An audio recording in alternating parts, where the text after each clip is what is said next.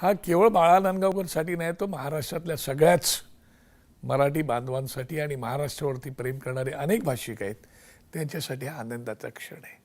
म्हणजे त्यांचं मन आज नक्की भरून येईल उद्या, असं मला वाटतं. तुम्ही जे विश्लेषण केलं ते ऐकून माझ्या डोळ्यातही पाणी आलं. तुम्ही बाळासाहेबांना शेवटचं भेटला होतात. येस. बाळासाहेबांना तुम्ही शब्द दिला होता. हो. काय प्रसंग होता? त्यावेळेला साहेबांना मी भेटायला गेलो होतो आणि त्यावेळेला रवी मोरे होते आणि एक 5-10-12 मिनिटाची भेट झाली ती. त्यावेळेला साहेबांना भेटलो होतो. साहेब तर लीलावतीमध्ये बेडवरती होते. मी गेल्यानंतर उठून बसले आणि मग त्यांची माझी काही संवाद झाला. तो संवादही मी उतरल्यानंतर लिहून ठेवला होता, पण तो आता मला सापडत नाही. असेल तो, भेटेल मला.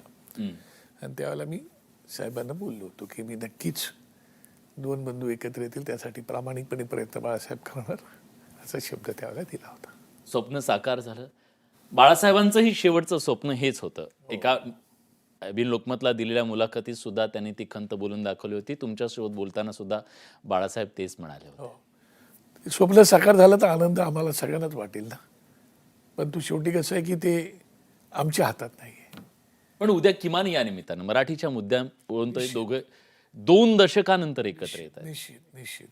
त्याचं कारण असं आहे की मराठी भाषा आणि अस्मिता या विषयावरती जर 2 बंधू एकत्र येत असतील तर ते आनंदाचीच गोष्ट आहे. शेवटी कसं आहे की राज ठाकरे साहेबांचा मराठी भाषेच्या बाबतीमध्ये नेहमीच आग्रही भूमिका त्यांनी मांडलेली आहे आणि त्यासाठी जर संवाद होऊन तर एकत्रितपणे जर काहीतरी चांगलं घडणार असेल तर त्याचं स्वागतच करायला पाहिजे, असं मला वाटते स्वतःला. तुमच्या